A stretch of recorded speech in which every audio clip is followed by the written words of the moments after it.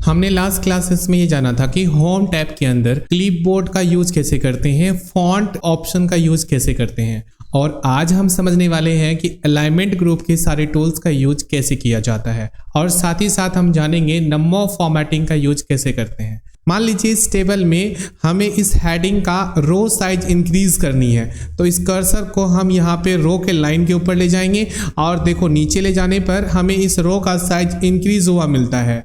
And हमारे पास जो ये रिकॉर्ड है इन सभी को भी हम चेंज करना चाहते हैं इसके रो का साइज, तो मैं सबका सिलेक्शन लेकर इंक्रीज कर देता हूं। तो जब मैं एक का इंक्रीज करूंगा तो ऑटोमेटिकली सभी रो का साइज इंक्रीज हो जाएगा। अब ऐसे में आपके पास जो ये हेडिंग है टॉप पे रखना है, तो हमारे पास ये ऑप्शन आता है जिनकी मदद से आप इन सभी सेल में लिखे हुए वैल्यू को टॉप में कर सकते हो। कुछ इस तरह से मिडल करना चाहो मिडल में कर सकते हो, लेकिन यहाँ पे एक प्रॉब्लम है, इनका यूज आप तभी कर पाओगे जब सेल में स्पेसेस हो, जगह खाली हो। जैसे अभी इस टेबल के अंदर आप देखो, अगर मैं टॉप करता हूं तो हमें कुछ डिफरेंस नजर नहीं आ रहा है, मिडल करता हूं कुछ भी डिफरेंस नहीं आ रहा, बॉटम करता हूं कोई भी डिफरेंस नहीं आ रहा। इनका यूज तभी करते हैं जब हमारा टेबल कुछ इस तरह का हो जिसमें हमारा सेल में ब्लैंक स्पेसेस हो और यहाँ आप टॉप मिडल और बॉटम करना चाह रहे हो, तो ही ये ऑप्शन काम आता है। एंड उसके बाद हमें यहाँ पे लेफ्ट अलाइन, राइट अलाइन, इस तरह के ऑप्शंस हमें मिलते हैं, तो हमें यहाँ पे इन सभी सेल में लिखे हुए वैल्यू को लेफ्ट अलाइन करनी है। तो मैं यहाँ से लेफ्ट अलाइन करूँगा तो आप देखेंगे सेल में लिखे हुए वैल्यू लेफ्ट अलाइन हो जाता है। इसको हमें राइट अलाइन करना है तो राइट अलाइन हो जाएगा, सेंटर करना है तो सेंटर अलाइन हो जाएगा। तो इस तरह से हमें ये ऑप्शंस देखने को मिलती हैं। अगर मान लो ये सभी सेल में लिखे हुए वैल्यूज थोड़ा सा हमें आगे करना है, सेंटर नहीं लाना, लेकिन हमें यहाँ जो लेफ्ट में लाइन आ रही है इनसे थोड़ा आगे करना है, तो यहाँ पे इंक्रीज इंडेंट का ऑप्शन आता है। ये इंक्रीज इंडेंट से सेल में लिखे हुए वैल्यूज आगे की ओर मूव होते हैं, और यहाँ से अगर हम इसको बैक चाहेंगे तो डिक्रीज इंडेंट होगा, तो इससे ये पीछे चला जाता है। तो ये इंक्रीज इंडेंट है और डिक्रीज इंडेंट है। एंड उसके बाद हमें यहाँ ऑप्शन मिलता है रोटेट का, तो अभी हमने इन सभी सेल में लिखे हुए वैल्यूज को रोटेट करना है, इनका सिलेक्शन लेंगे और यहाँ पे हम रोटेशन ऑप्शन पे जाएंगे, और यहाँ आप देख रहे हो अलग अलग ऑप्शन है रोटेशन के लिए। मैं यहाँ पे एंगल क्लॉकवाइज को क्लिक कर देता हूँ, तो ये आप देख सकते हैं सभी सेल का साइज भी चेंज हो गया और ये सेल में लिखा हुआ वैल्यू रोटेट हो गया। और इसी को अगर हम फिर से अलग करना चाहते हैं तो सिलेक्शन रख कर यहाँ पे हम रोटेट क्लॉकवाइज कर देते हैं। कुछ इस तरह से चेंज हो रहा है, और इस ऑप्शन को दोबारा से क्लिक करेंगे तो नॉर्मल हो जाएगा। हम चाहें तो किसी टेक्स्ट को भी रोटेट कर सकते हैं, यहाँ पे टेक्स्ट का सिलेक्शन लेंगे, रोटेशन ऑप्शन पे जाएंगे और यहाँ हमें जैसा भी रोटेशन करना है वो हम कर सकते हैं। और यहाँ पे हमें वर्टिकल रोटेशन भी मिल जाती है और हॉरिजॉन्टल भी मिल जाती हैं। फिर से इस पर क्लिक करेंगे नॉर्मल हो जाएगा। अब इनका बेसिकली यूज कहाँ और कैसे करेंगे, देखो वैसे तो रोटेशन आप कहीं पर भी कर सकते हो, लेकिन आपके डिजाइन टेबल का फॉर्मेट प्रॉपर होना जरूरी है। ये टेबल हमारा मान लो यहाँ पे है और मुझे इस जगह पे टॉप 10 प्रोडक्ट के नेम लिखने हैं। कहने का मतलब हमें एक हेडिंग देना है टॉप 10 प्रोडक्ट्स, तो मैं इस सेल में लिख देता हूँ टॉप 10 प्रोडक्ट्स। टॉप 10 प्रोडक्ट्स लिख तो दिया है, पर ये एक सेल में हॉरिजॉन्टल में आ रहा है। हम चाहते हैं कि ये पूरे वर्टिकल में आए ऐसे टॉप 10 प्रोडक्ट्स, तो उसके लिए हमें इन सभी सेल को मर्ज करना पड़ेगा। मर्ज का मतलब होता है कि सभी सेल के लाइंस हट जाएंगे, एक सेल बन जाएगा। तो उसके लिए आपको यहाँ पे मर्ज का ऑप्शन भी मिल जाता है, मर्ज एंड सेंटर। इस ड्रॉप बटन पे क्लिक करोगे तो आपको अलग अलग ऑप्शन मिलेगा, लेकिन हमें मर्ज करना है सभी सेल को, तो मैं सिंपल मर्ज यहाँ पे मर्ज सेल ऑप्शन को क्लिक कर दूंगा, तो ये सारे सेल मर्ज हो गए और एक सेल में कन्वर्ट हो गया। अब हम यहाँ पे रोटेशन के ऑप्शन में जाएंगे, तो अगर वर्टिकल टेक्स्ट अब पे क्लिक करते हैं तो हमें कुछ ऐसा मिलता है, और रोटेशन में फिर से अगर हम वर्टिकल टेक्स्ट पे क्लिक करेंगे तो कुछ ऐसा मिलता है। इसका सेल का साइज में जो हमने चेंजमेंट कर इसको कम कर देते हैं, आप देख पा रहे हो ये सभी सेल में लिखा हुआ वैल्यू प्रॉपर आ रहा है। और इसी तरह से हम इसको कैसे भी फॉर्मेट में अरेंज कर सकते हैं, जैसे यहाँ है, और इसको हम सेंटर कर देते हैं, सेल का साइज सेल में लिखे वैल्यूज को इंक्रीज कर देते हैं और इसका सेल का कॉलम कम कर देते हैं। तो अब आप देख पा रहे हो हमारा ये प्रॉपर अच्छा फॉर्मेट लग रहा है। क्योंकि हमने रोटेशन का यूज किया है और मर्ज सेल का यूज किया है। तो ऐसे में आप प्रॉपर टेबल डिजाइन कर पा रहे हो। अब इसमें हम बॉर्डर भी दे देते हैं तो हमें और भी अच्छा लगेगा कि इसमें ये फॉर्मेट आ रहा है। इसको हम हेडिंग कर देते हैं कुछ इस तरह से। तो फाइनली हमने ये समझ लिया है कि ये जो रोटेशन है वो कैसे और कहाँ यूज करेंगे ताकि हमारा टेबल में लुक एंड डिजाइन अच्छा लगे। तो इस तरह से आप बना सकते हो। और यहाँ पे मर्ज के ऑप्शन और भी हैं, जैसे कि यहाँ पे मर्ज एंड सेंटर का ऑप्शन है, मर्ज क्रॉस है। इनका यूज क्या होता है? देखो, अगर आपने ये टेबल बनाया, इसका एक हेडिंग देना चाहते हो तो लेट्स सी यहाँ पे आप एक हेडिंग दे दो। जैसे मैंने दे दिया प्रोडक्ट टेबल और मैंने यहाँ पे दे दिया कंपनी। ठीक है, हमने एक हेडिंग बना दिया। जैसे अभी आप ये देख पा रहे हो ये प्रॉपर सेंटर में नहीं है, तो हम सेंटर में करना चाहते हैं। इनको सबको सेलेक्ट कर लेंगे और यहाँ पे हम मर्ज एंड सेंटर पे क्लिक कर देंगे। ये आप देख सकते हो पूरा सेंटर में आ गया है। इसको हम टॉप कर देते हैं, कुछ ऐसा दिखता है। और इसमें हम अलग डिजाइन दे देंगे जैसे ब्लैक, और यहाँ से हम इसका व्हाइट कलर कर देते हैं। तो हमें यहाँ पे टॉप पे नजर आ रहा है।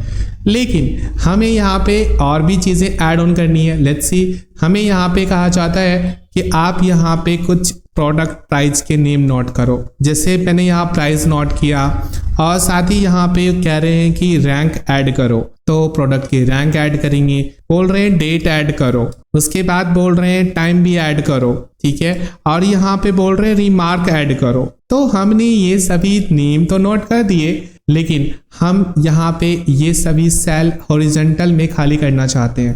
कहने का मतलब है कि ये जो अलग अलग बॉक्स बने आ रहे हैं, इनको एक ही बॉक्स बनानी है, इनको भी एक बॉक्स बनानी है, इनको भी एक बॉक्स बनानी है। ऐसे में हमें इन सब का सिलेक्शन लेंगे और एक बॉक्स एक एक रो में खाली करने के लिए इसी हम मर्ज एंड सेंटर ऑप्शन पे क्लिक करेंगे। जैसे इस पे जाएंगे तो हमें मर्ज क्रॉस का ऑप्शन मिलता है। जैसे मर्ज क्रॉस करेंगे तो अब आप देख पा रहे हो कि ये जो सेल है इससे आगे वाला सेल पूरा एक मर्ज हो गया और ये भी मर्ज हो गया और ये भी मर्ज हो गया। अगर हम यहाँ पे बॉर्डर देंगे तो इसका लुक अलग ही दिखेगा। जैसे कुछ इस तरह से ऐसा लग रहा है कि ये एक ही सेल है, लेकिन हमने इसको एक सेल बनाया, ऐसा था नहीं। और अब यहाँ पे खाली है और हम चाहते हैं ये भी प्रॉपर ऐसे दोनों सेल में भी मर्ज हुआ है, तो मैं इनको भी सिलेक्ट करके मर्ज क्रॉस कर देता हूँ कुछ इस तरह से। और इसमें अब आप देख पा रहे हैं कि प्रॉपर हमारा यहाँ से यहाँ तक का टेबल फॉर्मेट अरेंज हुआ आ रहा है। तो अगर आप इनमें भी बॉर्डर देंगे तो कुछ अलग ही दिखेगा, कुछ इस तरह से। मैं यहाँ पे इसको इंक्रीज इंटेंट करके थोड़ा और डिजाइन कर देता हूँ। जैसे इसमें कलर भी हम ऐड कर देते हैं, तो कुछ इस तरह का हमें डिजाइन नजर आ रहा है। ये ऑप्शंस हम यहाँ से यूज कर पा रहे हैं, जिसका नाम है मर्ज एंड सेंटर। और इसमें एक अनमर्ज का भी ऑप्शन आ रहा है। इसका यूज हम तब करते हैं जब हमें इन सभी मर्ज सेल को अनमर्ज करना होता है। तो इनका सिलेक्शन लेंगे और इसी ऑप्शन में जाके अनमर्ज सेल पे क्लिक कर देंगे, तो सभी सेल पहले जैसा हो गया, जैसे पहले था। अब हम अगर फिर से करना चाहेंगे तो मर्ज क्रॉस कर सकते हैं। हमने यहाँ पे जाना, मर्ज सेल क्या होता है? मर्ज सेल सभी सेल को मर्ज करता है, लेकिन हमें ऐसा तो करना नहीं था, हमें मर्ज क्रॉस करना था। तो मर्ज क्रॉस कर दिया और एक एक सेल अलग अलग रो में मर्ज हो गए। एंड देन अब हम आगे समझने वाले हैं जिसका नाम है नंबर फॉर्मेट। नंबर फॉर्मेट क्या होता है, इनको समझने से पहले हम ये जानते हैं कि हमारे पास टेबल में रिकॉर्ड आखिर है क्या। देखो, यहाँ पे हमारे पास जो टेबल है इसमें कुछ अमाउंट है तो कुछ क्वांटिटी है, और यहाँ पे हमें कुछ टेक्स्ट भी दी गई है। ठीक है, हमें यहाँ पे इस क्वांटिटी के आगे हमें पीसेस ऐड करनी है, जैसे 10 पीसेस और यहाँ पे 8 पीसेस। अब देखो, जब हम ऐसा कर रहे हैं तो हमारे कैलकुलेशन यहाँ पे हो ही नहीं रहा, क्योंकि हम जानते हैं कि किसी सेल में टेक्स्ट और नंबर का कैलकुलेशन तो होता ही नहीं है। हम नंबर को मल्टीप्लाई कर सकते हैं, किसी टेक्स्ट और नंबर को मल्टीप्लाई करेंगे तो वो कैलकुलेट नहीं होगा। तो ऐसे में हमें यूज करनी पड़ती है नंबर फॉर्मेट।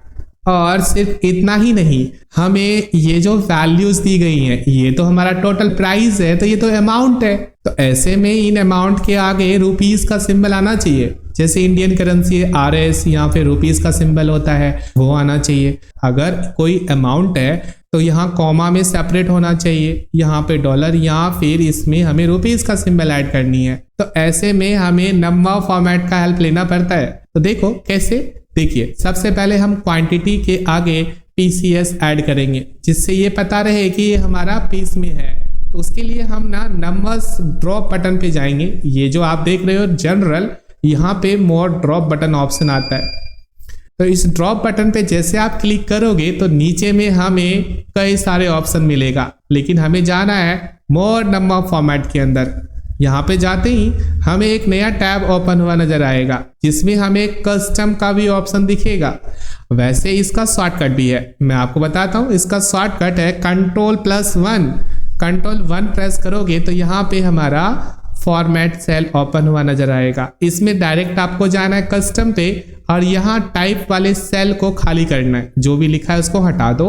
एंड उसके बाद अब आपको यहाँ पे लिखना है हैशटैग, और स्पेस देके डबल कोट्स में आप लिखते हो PCS। जैसे मैंने यहाँ पे इतना लिखकर ओके बटन पे क्लिक किया, तो अब आप देख पा रहे हो कि हमारे सारे नंबर्स PCS में कन्वर्ट हो गए और कैलकुलेशन में कोई प्रॉब्लम आई नहीं। अब आप इनका मल्टीप्लाई भी करोगे तो ऊपर भी हमारा ये मल्टीप्लिकेशन होगा, लेकिन अब मैनुअल लिखते तो नहीं आता। ये होता है नंबर फॉर्मेट का यूज, ताकि आपका टेक्स्ट दिखे जरूर लेकिन वो एक्चुअल में ना हो। वैसे जब इस सेल पे क्लिक करते हो तो ये फॉर्मूला बार में आपको दिखाता है 12, PCS नहीं दिखाता, क्योंकि PCS है ही नहीं, ये तो सिर्फ दिखाने के लिए था और हमें वही तो चाहिए। ये नंबर फॉर्मेट काम करता है ऐसा। ये जो फॉर्मेट है, ये जो डिजाइन है, हम लोग यहाँ से अप्लाई करते हैं, जो कि है नंबर फॉर्मेट। इनकी मदद से हम ऐसे फॉर्मेट बना सकते हैं। अब अगर आपको यहाँ पे ये प्राइसेस की बात करें तो इसमें हमें कॉमा से सेपरेट हुआ नजर आना चाहिए। तो उसके लिए आपके पास यहाँ एक कॉमा का ऑप्शन आता है, कॉमा स्टाइल। जैसे इस पे क्लिक करोगे तो ये सारे अमाउंट कॉमा में सेपरेट हो जाएगा, कुछ इस तरह से। देख रहे हो यहाँ पे 4,50,000 है, तो यहाँ पे हमें इस तरह से दिखाई दे रहा है। अब इसमें डेसिमल वैल्यू भी दिखाई दे रहा है 00 करके। हम चाहते हैं ये ना आए, तो इसके लिए हम इनका सिलेक्शन लेके यहाँ एक ऑप्शन आता है डिक्रीज डेसिमल, ये होता है इंक्रीज डेसिमल। तो इस ऑप्शन को क्लिक करेंगे तो ये डेसिमल हट जाएगा। फिर से हम ऐड करना चाहेंगे तो यहाँ से इंक्रीज कर देंगे, ये डेसिमल ऐड भी हो जाएगा। लेकिन हमें तो यहाँ पे सेपरेट करना था, जो हमने सेपरेट कर दिया। अब बात आती है कि हमें इन सभी प्राइस में रुपीस का सिंबल भी ऐड करना है। तो उसके लिए आपके पास यहाँ ड्रॉप बटन है, इसमें आप जाते हो और यहाँ करेंसी का भी ऑप्शन मिलता है। जैसे करेंसी पे क्लिक करोगे तो ये रुपीस सिंबल यहाँ ऐड हुआ नजर आएगा विद डेसिमल। आप देख रहे हो डेसिमल भी इंक्रीज हो गया, लेकिन कुछ अमाउंट ऐसे हैं जो हैशटैग में आ रहे हैं। अब इसका मतलब क्या, ये गलत है? नहीं, क्योंकि ये ऐसा है, सेल में लिखा हुआ वैल्यू ज्यादा बड़ा है, सेल साइज छोटा है। तो इस सेल का साइज, कॉलम का साइज इंक्रीज कर दो, ये आपका दिखने लगेगा। अब जैसे डेसिमल वैल्यू हमें नहीं चाहिए, जो पैसे में है वो हमें नहीं दिखाना है, तो यहां से डिक्रीज डेसिमल कर दो, तो डेसिमल वैल्यू हट जाएगा। एंड देन इसमें और ऑप्शन मिलते हैं, जो कि है अकाउंटिंग और नंबर फॉर्मेट। अकाउंटिंग और करेंसी ऑप्शन दोनों सिमिलर है, लेकिन दोनों में डिफरेंस इतना है कि करेंसी सिंबल हट के आता है और करेंसी सिंबल जो है करेंसी वाले ऑप्शन से टच हुआ आता है। जैसे कि आप देख रहे हो ये जो वैल्यू है, इसके आगे जो करेंसी सिंबल लगा हुआ है वो इसके साथ में आ रहा है। लेकिन अगर आप चाहते हो अकाउंटिंग फॉर्मेट दें तो आपका करेंसी सिंबल आगे लेफ्ट में शिफ्ट हो जाएगा, लेकिन फॉर्मेट एज इट इज रहेगा। देखें, इसके लिए हम यहाँ पे ड्रॉप बटन पे जाएंगे, अकाउंटिंग पे क्लिक करेंगे। अब देख रहे हो कि जो करेंसी सिंबल है वो लेफ्ट में आ रहा है और जो नंबर है वो राइट में आ रहा है। पर अगर हम इन्हीं को यहाँ से करेंसी सिंबल देंगे तो हमारा वो टच हो आएगा करेंसी सिंबल। तो ये एक फर्क होता है इसके अंदर, अकाउंटिंग और करेंसी के अंदर। आप इसका सेल का साइज कितना भी बड़ा क्यों ना कर दो, ये इनके साथ में आ ही नहीं सकेगा, क्योंकि आपने यहाँ पे अकाउंटिंग कर रखा है। तो ये फॉर्मेट यहाँ से अपने हिसाब से यूज करोगे कि आपको अकाउंटिंग फॉर्मेट यहाँ रखना है या फिर करेंसी सिंबल का फॉर्मेट यूज करना है। तो ये ऑप्शन यहाँ पे बहुत काम आता है। अब एक और चीज यहाँ पे समझनी है, मान लीजिए हमें सभी प्रोडक्ट पे डिस्काउंट देना है। डिस्काउंट देने के लिए डिस्काउंट परसेंटेज होता है, हमने यहाँ पे डिस्काउंट परसेंटेज का कॉलम बनाया और हम यहाँ पे डिस्काउंट परसेंटेज ऐड करना चाहते हैं, जैसे कि 4%, 5%, है ना, 7%, 12%, ऐसे हम लिखना चाहते हैं। लेकिन अभी क्या है कि जब हम लिख रहे हैं तो इसमें रुपीस का सिंबल ऐड हो रहा है, लेकिन ये गलत है। हमें यहाँ पे 4% लिखाना चाहिए। तो हम इस सेल में फॉर्मेट चेंज कर देंगे। तो हमने इस सेल का सिलेक्शन लिया और यहाँ ड्रॉप बटन पे जाके यहाँ पे सिलेक्ट करेंगे परसेंटेज। तो जब परसेंटेज अप्लाई कर देंगे तो जब आप लिखोगे कोई नंबर तो वो परसेंटेज में ही आएगा। जैसे मैंने यहाँ पे परसेंटेज टाइप करना शुरू किया तो अब आप देख रहे हो कि सब में परसेंटेज आ रहा है। तो ये काफी बेटर ऑप्शन है, हमें परसेंटेज लिखने की जरूरत नहीं पड़ रही है। ये ऑप्शन आपको यहाँ पे भी मिलता है, यहाँ से भी आप अप्लाई कर सकते हो। यहाँ से आपका डेसिमल वैल्यू नहीं आ रहा है और आपने परसेंटेज यहाँ से अप्लाई किया तो डेसिमल वैल्यू भी आ रहा था। ठीक है, तो कई बार हम परसेंटेज में डेसिमल वैल्यू नहीं दिखाना चाहते हैं और कई बार हम दिखाना चाहते हैं, तो ये ऑप्शन यहाँ से भी यूटिलाइज कर पाओगे। आगे हमारे पास यहाँ पे डेट और टाइम का भी ऑप्शन मिल रहा है। इनका यूज कब करते हैं? देखो, ये हम तब यूज करते हैं जब हमें एक डेट कैलकुलेशन पे काम करनी होती है। कोई एक टेबल है जिसमें हमें डेट से रिलेटेड बहुत सारा काम करना होता है, तो वहां पे हमें डेट फॉर्मेट को चेंज करने के ऑप्शन चाहिए होती है, वो यहाँ से आप अप्लाई करते हो। कैसे देखते हैं। जैसे कि मान लीजिए हमें यहाँ पे ये सभी प्रोडक्ट परचेज किया है, इसका एक ऑर्डर डेट होगा और ऑर्डर डेट और उसमें हम डिलीवरी डेट भी हम देने वाले हैं। तो उसके लिए हम कुछ कैलकुलेशन करेंगे। मान लीजिए मैंने यहाँ पे दिया ऑर्डर डेट, इस प्रोडक्ट को जो हमने बेचा है इनका ऑर्डर डेट हम नोट करेंगे और दूसरा हम यहाँ पे वारंटी होता है ना हमारा, जो हम ऑर्डर देते हैं, तो ये जो प्रोडक्ट है इनका ऑर्डर डेट हम नोट करेंगे और एक्सपायरी मंथ ऐड करेंगे। जैसे कि मैंने एक्सपायरी मंथ ऐड कर दिया, कितने महीने की हम वारंटी दे रहे हैं कि ये जो मोबाइल ले रहे हो, ये जो अलग अलग प्रोडक्ट है, इस पे हम जहां से हम सेल कर रहे हैं, हमारा प्रोडक्ट सेल हो रहा है, तो उसका एक ऑर्डर डेट होगा और कितने महीने का हमने वारंटी दी है वो यहाँ पे हम नोट करेंगे। तो यहाँ पे हम फटाफट ऐड कर देते हैं डेट। तो मैंने यहाँ पे ऑर्डर डेट नोट कर दिया है और कितने महीने की हम वारंटी दे रहे हैं वो भी हमने नोट कर दिया। अब हमें यहाँ पे कैलकुलेशन करनी है। कैलकुलेशन ये करनी है कि हमारा ये सभी रिकॉर्ड टोटल इतने महीने के बाद कौन सा डेट होगा जिस डेट को हमारा ये एक्सपायर हो जाएगा वारंटी। तो मैं यहाँ पे एक लास्ट डेट में ऐड करता हूँ जो कि हमें ये बताएगा कि हमें ऑर्डर तो इस डेट में दिया है, इतने महीने के लिए दिया है, पर हमारा एक्सपायर कब होगा। तो यही हमारा एक्सपायरी डेट आएगा। तो मैंने यहाँ पे एक्सपायरी डेट दे दिया।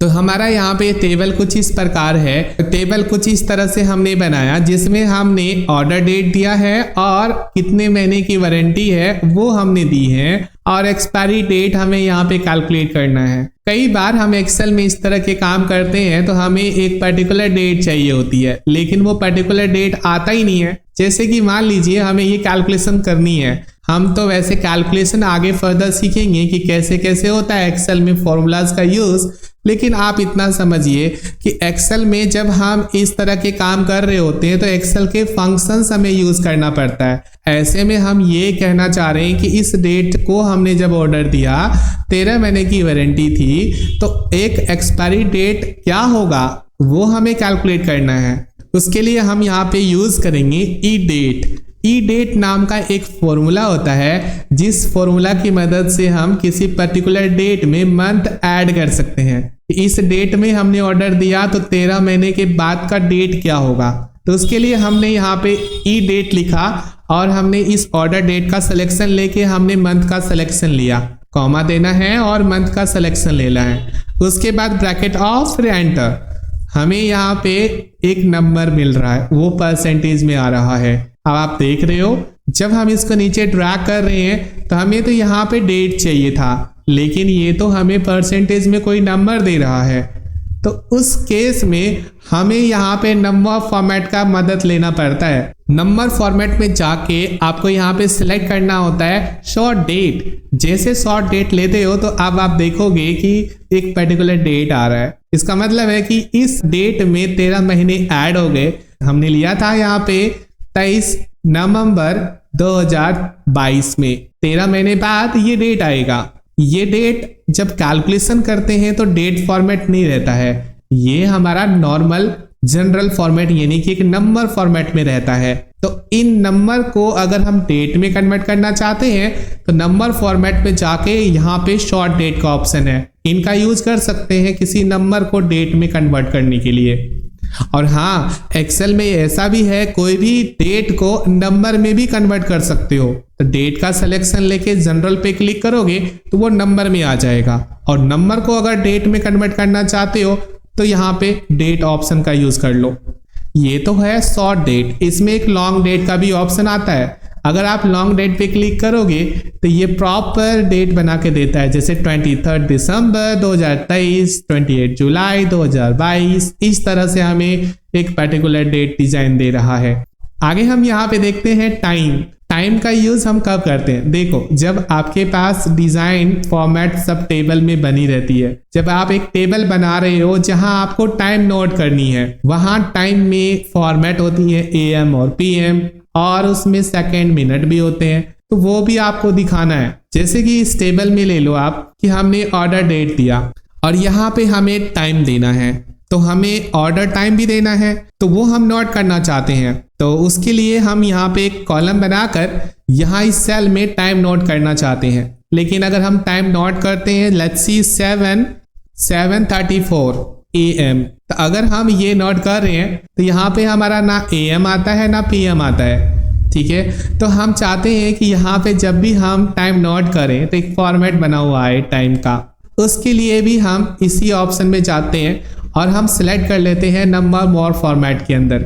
इस ऑप्शन को जैसे आप क्लिक करते हो तो आपके पास आते हैं कस्टम में जाने के बाद यहाँ आपको टाइप करनी होती है टाइम फॉर्मेट। लेकिन हम यहाँ पे ये समझना चाह रहे हैं कि आखिर ये टाइम है क्या। देखो, इन सभी सेल में आप टाइम नोट करना चाहते हो तो उसके लिए आपके पास यहाँ पे एक ऑप्शन है। जैसे आप यहाँ पे टाइम पे क्लिक करोगे ये सभी सेल टाइम फॉर्मेट में आ जाएगा। ऐसा इसलिए क्योंकि जब आप इस सेल में टाइम फॉर्मेट लिखोगे तो वो टाइम में ऑटोमेटिक कैलकुलेट की जाएगी। जैसे मैंने यहाँ पे 7 लिखा तो एक टाइम फॉर्मेट बना आ गया, लेकिन यहाँ पे टाइम है नहीं।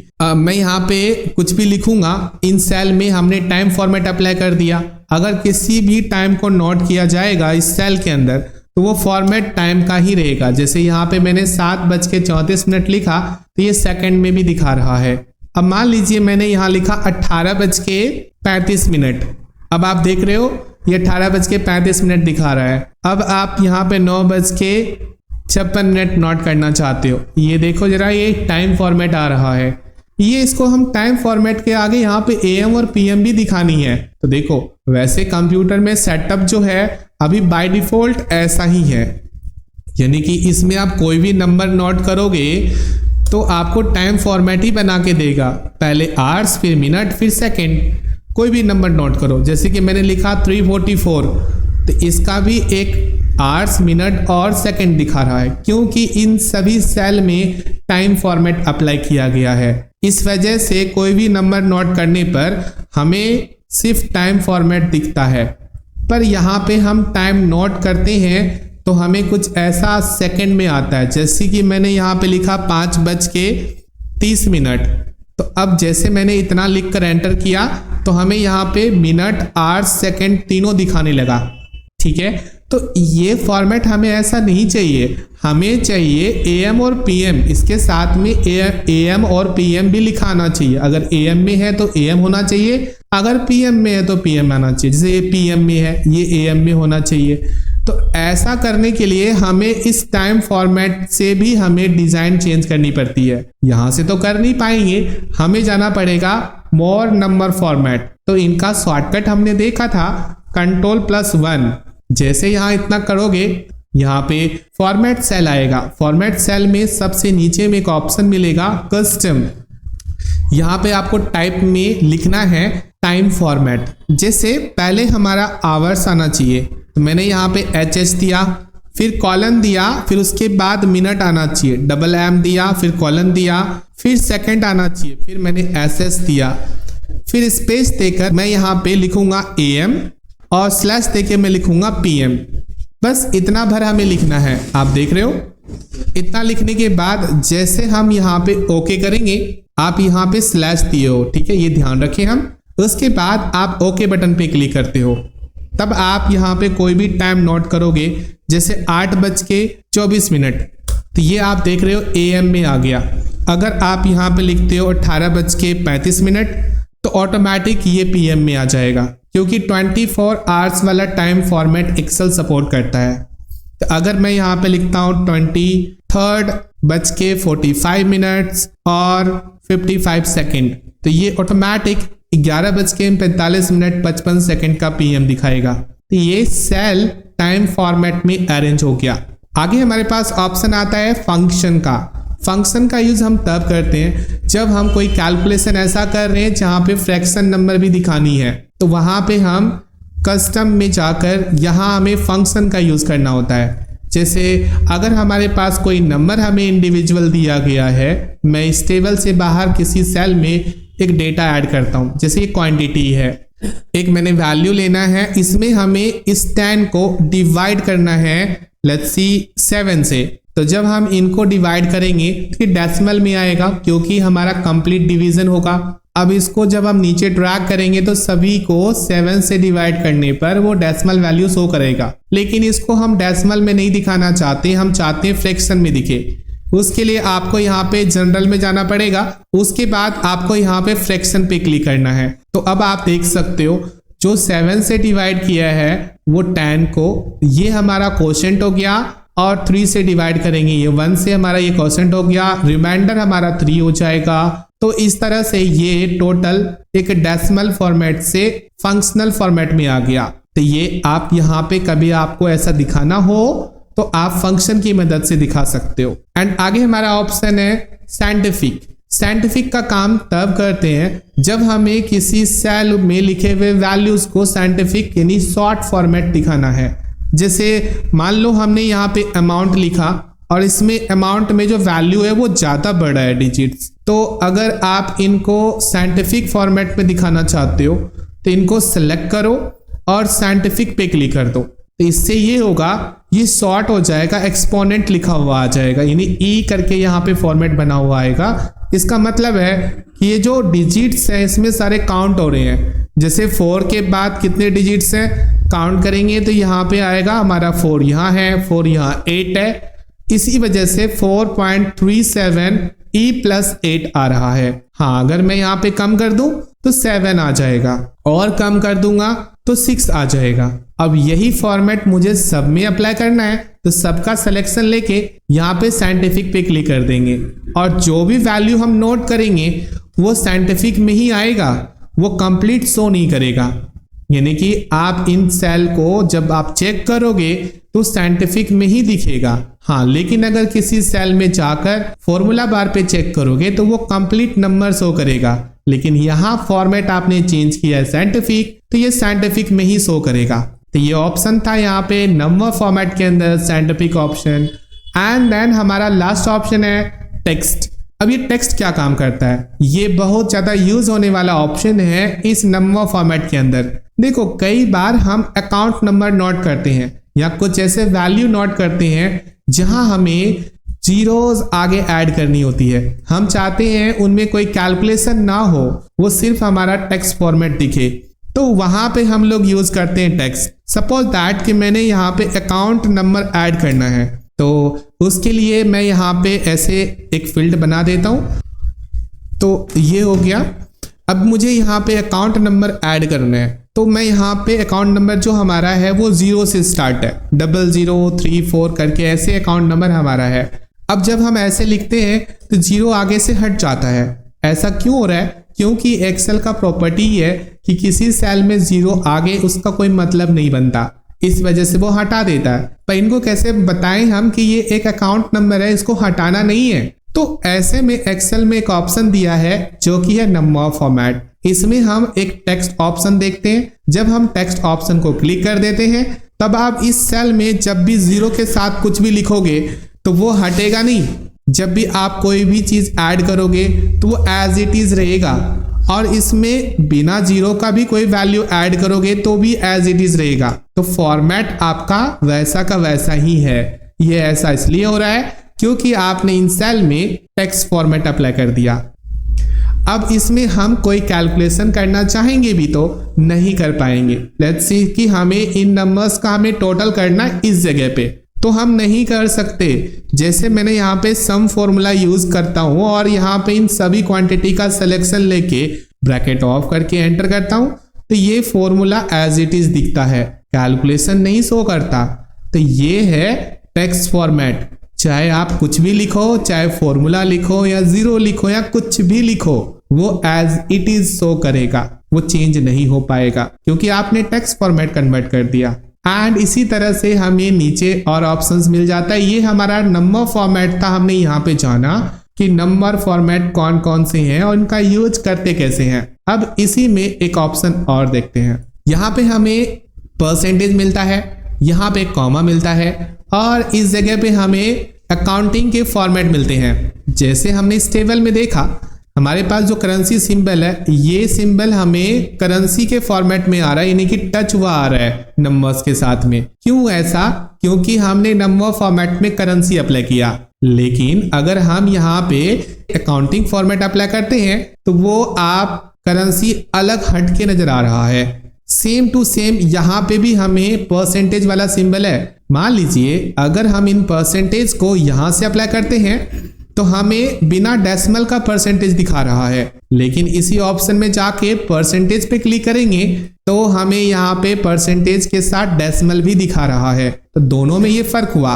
एंड यहाँ पे हमें कॉमा वाला ऑप्शन मिल रहा है। अगर हम यहाँ से कॉमा अप्लाई करते हैं तो ये कॉमा के साथ डेसिमल वैल्यू भी दिख रहा है, और आप चाहो तो यहाँ से भी कर सकते हो, पर इसमें कॉमा नहीं आएगा पर डेसिमल वैल्यू जरूर आएगा। तो ये ऑप्शन आपका यहाँ पे आ रहा है जिसका नाम है नंबर्स। नंबर का मतलब है कि आपका वैल्यू कंप्लीट दिखेगा, चाहे वो डेसिमल में हो या फिर डेसिमल में ना हो, पर वो डेसिमल में लाके दे देगा। अगर जनरल करोगे तो डेसिमल वैल्यू शो नहीं करेगा, और अगर आप नंबर करोगे तो आपका डेसिमल वैल्यू शो करेगा। यहाँ पे जो हमारा फर्स्ट ऑप्शन है जिसका है अकाउंटिंग नंबर फॉर्मेट, इसमें हमने अभी जाना कि जब अकाउंटिंग फॉर्मेट देते हैं तो हमारा करेंसी सिंबल अलग हट के आता है, टच हुआ नहीं आता है। तो ऐसे में आप यहाँ पे इनके फॉर्मेट बदलना चाहते हो। अकाउंटिंग फॉर्मेट में करेंसी सिंबल जो आ रहा है इंडियन करेंसी सिंबल है, लेकिन आप चाहते हो कि अलग अलग कंट्री का करेंसी सिंबल ऐड करें, तो उसके लिए भी आपको इस अकाउंटिंग नंबर फॉर्मेट पे जाना होगा। इसमें अलग अलग स्पेशल कंट्री के कुछ सिंबल दी गई हैं, जैसे कि चाइनीज, जैसे कि यहाँ पे हमें डॉलर यूनाइटेड स्टेट का, और यहाँ पे अलग अलग जैसे लाइक हमें यूनाइटेड किंगडम का। तो ये अलग अलग जो करेंसी सिंबल है वो यूटिलाइज हो रहा है। आप चाहो तो यहाँ पे डिफरेंट टाइप्स के करेंसी सिंबल अप्लाई कर सकते हो। तो बेसिकली हमने जाना नंबर फॉर्मेट्स का यूज कैसे करते हैं, और साथ ही हमने जाना अलाइनमेंट ग्रुप के सारे टूल का यूज कैसे किया जाता है। नेक्स्ट क्लास में हम जानेंगे कि कंडीशनल फॉर्मेटिंग क्या होती है और बाकी सभी इन सभी स्टाइल्स के ग्रुप के बारे में समझेंगे।